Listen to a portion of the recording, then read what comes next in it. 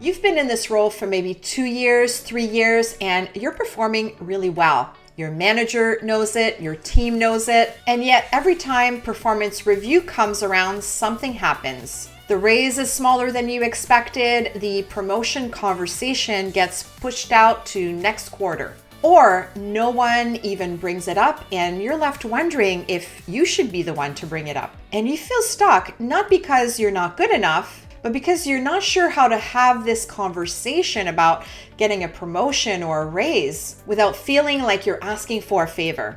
I'm Danielle Bradley. I'm a career coach for mid-career professionals. And today I want to talk about one of the most uncomfortable conversations in corporate life. When you feel like you've been waiting too long and nothing's moving. Because staying silent is not a strategy, and neither is hoping someone notices. Here's what I see regularly. Someone's been delivering strong results for years. They take on more responsibility every time they're asked. They cover for people, they lead projects, and they mentor more junior coworkers. They're basically doing the work of someone 1 or 2 levels above them. And they're waiting for their manager to bring it up, waiting for the right moment, waiting to be recognized without having to ask. And unfortunately, that moment keeps not coming. So they get frustrated. Some of them start to look externally. Some of them stay and quietly disengage. And then some of them finally have the conversation, but they go about it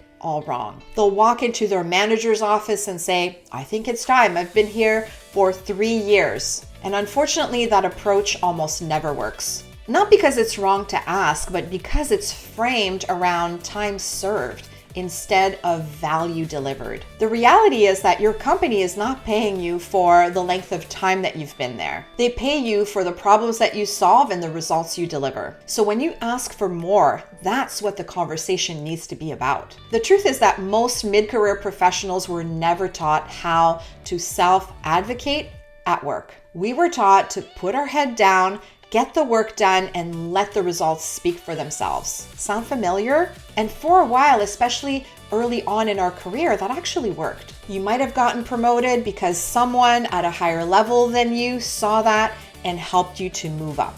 But at a certain level, that stops happening automatically. The higher up you go, the more you're expected to own your career trajectory, to make the case for yourself, to not have to wait for someone to bring it up, to be proactive. And most people are not prepared for that shift, so they keep on doing what they've done before and see that it's no longer working. And there's also a belief underneath all of this.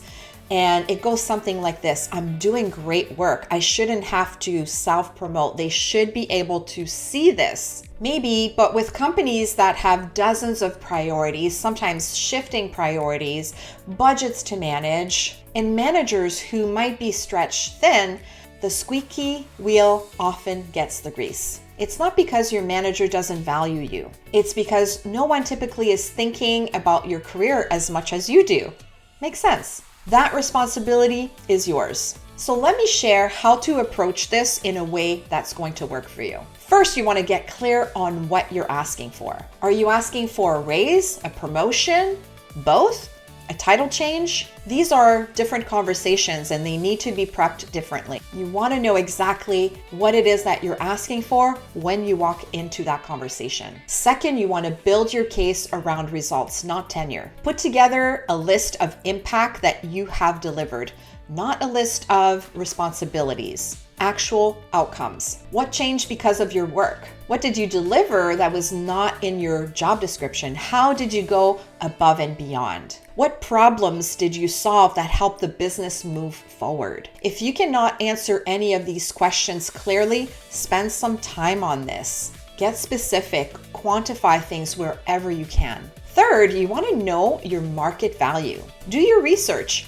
What are people being paid that do similar work to what you do in a similar industry? That's not about threatening to leave. That's really about doing your homework and understanding your value on the open market. Then you can have an objective conversation, an informed conversation, and you can speak about compensation from a business standpoint, not an emotional one. Fourth, ask for the meeting directly. This is not something that you want to drop on your manager in a one-on-one with 5 minutes to spare. You want to ask for dedicated time. Something like, I would like to book some time with you to talk about my growth path here. This signals a serious conversation and it allows time for your manager to prepare for it. And it shows that you're being intentional and not reactive. Fifth, have the conversation as a peer, not as someone asking for a favor. Most people get this part wrong. You might walk in nervous and apologize for even asking. You'll go in saying, I just want to know what you think. I totally understand if the timing's not right. Don't do that. You're not asking for charity here. You're presenting a business case. You've delivered results. You're operating at a higher level and you just want your compensation and title to reflect that. Say it directly, calmly, no need to apologize for it. Now, what do you do if they say no? Sometimes the answer is not a yes right away. That doesn't mean it's the end of the conversation.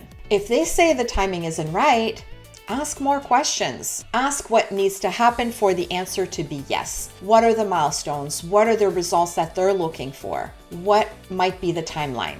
If they can't give you a clear answer, that's also information. It tells you something about what's possible there or not. I've worked with clients who have had this exact conversation and were able to get clear promotions and additional compensation within a few months. I've also worked with clients who had these conversations and it led to them looking for something externally. The clarity from the conversation gave them the push that they needed to look externally and land a better job with a better compensation. Either way, having the conversation helps you to move forward and not stay stuck. One of our clients, Sean, came to me in that state where things were not moving forward. He'd been in the same role at his company for 5 years.